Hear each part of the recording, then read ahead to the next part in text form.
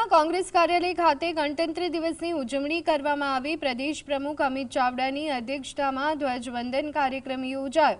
આ પ્રસંગે અમિત ચાવડાએ જણાવ્યું કે સ્વતંત્રતા, સમાનતા અને બંધુતાના મૂલ્યો માટે અનેક લોકોએ સંઘર્ષ કર્યો છે, પરંતુ સાંપ્રત સમયમાં લોકશાહીના મૂલ્યોનું હનન થઈ રહ્યું છે અને દેશના નાગરિકોના સંવિધાનિક અધિકારો છીનવાઈ રહ્યા છે।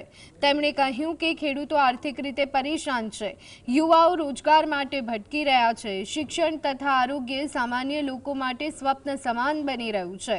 અંતે તેમણે સંકલ્પ વ્યક્ત કર્યો કે લોકશાહી બચાવવાની લડત કોંગ્રેસ પાર્ટી સતત લડતી રહેશે।